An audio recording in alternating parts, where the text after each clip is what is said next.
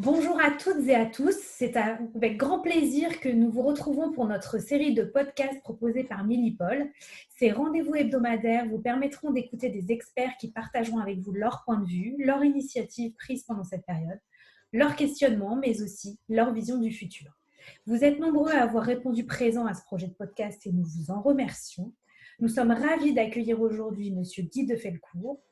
Vous êtes expert et consultant sur les sujets de la société et de l'identité numérique. Vous êtes auteur d'un livre sur l'usurpation d'identité ou l'art de la fraude sur les données personnelles et vous préparez un nouveau livre sur la société et l'économie numérique.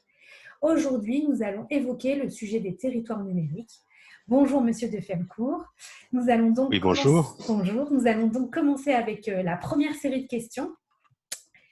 Ce sujet des territoires numériques n'est-il pas un peu incongru? Les expressions territoire et numérique sont-elles compatibles? L'utilisation du mot territoire n'est-il pas par définition réservé à un espace géographique? Oui, écoutez, je crois que c'est une bonne entrée en matière. Comme nous l'entendons, dans le mot territoire, il y a terre. Étymologiquement, effectivement, terra, c'est la terre. Territorium, le mot latin, c'est une étendue de terre. Territoire vient aussi du mot terroir, donc nous savons qu'il veut dire terre labourable ou terre d'agriculture. Nous avons donc bien un lien d'origine entre le territoire et la terre géographique.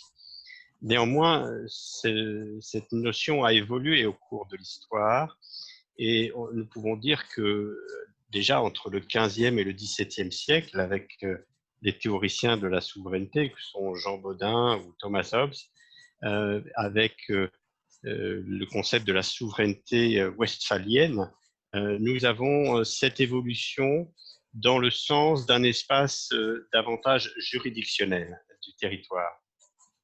Enfin, nous pouvons aussi remarquer plus récemment, par exemple avec un spécialiste du territoire comme l'écrivain américain Charles Maier, que nous qualifions aujourd'hui de territoire plus comme un espace de décision politique, comme un espace d'identité et d'appartenance, ou encore comme un espace d'activité. Nous voyons bien qu'il y a une grande évolution de ce concept donc, de territoire dans l'histoire, et c'est pour ça qu'aujourd'hui, cela peut faire un sens, effectivement, de parler d'un territoire numérique.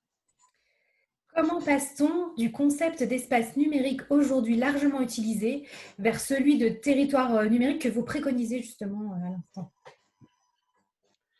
Alors, effectivement, si vous vous rappelez, un peu avant le 21e siècle, un peu avant l'an 2000, nous sommes en 1996, et nous avons une conception du numérique qui est plus libertarienne, qui est avec l'Internet.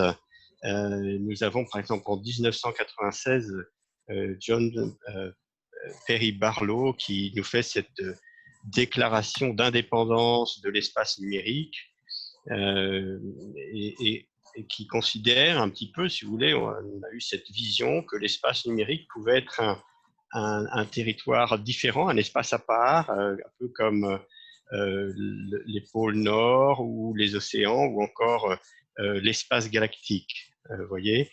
Or, en fait, c'est une phase un peu de transition, mais nous allons voir au cours des 20 premières années donc, de ce 21e siècle que ce concept de territoire numérique prend corps, puisque le territoire numérique est formé. Il est formé d'abord d'infrastructures, comme les serveurs, les réseaux, notamment les réseaux virtuels privés qui sont très importants en ce moment. Nous avons aussi toutes les télécommunications mobiles, les satellites, les systèmes de stockage de données. Donc nous avons cette couche d'infrastructure. Nous avons ensuite une couche d'architecture, alors architecture applicative notamment, mais aussi tout ce qui est fait cette application, que sont par exemple les données structurées, les comptes, les identités, qui structurent cette façon du territoire d'une autre façon, mais qui sont absolument importantes. Et aujourd'hui, nous évoquons aujourd'hui l'émission de monnaie numérique, et donc on retrouve effectivement ce concept de territorialité numérique. Enfin, celle-ci est aussi présente dans le droit. Il y a beaucoup de, si nous parlons de grands règlements législatifs comme par exemple le RGPD ou même le Cloud Act américain, nous trouvons des notions que nous qualifions, nous, d'extraterritorialisation, mais qui sont en fait une reterritorialisation numérique des souverainetés et de l'espace juridictionnel. Donc, pour aller plus loin, en quoi est-ce si important de construire des territoires numériques aujourd'hui? Alors, c'est important d'abord parce que c'est une question de sécurité, de souveraineté nationale. Mais en fait, au-delà, ça, c'était quelque chose qu'on a déjà vu depuis une dizaine d'années. Mais aujourd'hui, c'est important aussi parce que on le voit, on l'a vu avec la crise du coronavirus, la vie numérique n'est plus virtuelle, elle est réelle. Et on a besoin de donner un territoire aux personnes physiques, qu'ils soient citoyens, qu'ils soient consommateurs, qu'ils soient utilisateurs, un espace de confiance et un espace dans lequel les droits nationaux vont se retrouver, notamment pour les actes importants comme la santé, les actes administratifs, l'éducation, les actes notariés. Et nous avons aussi besoin de ce territoire numérique pour desservir dans le monde entier les diasporas nationales, c'est-à-dire les populations qui sont rattachées à un pays, soit par la citoyenneté, soit par la nationalité, soit par une autre forme d'adhésion ou de relation.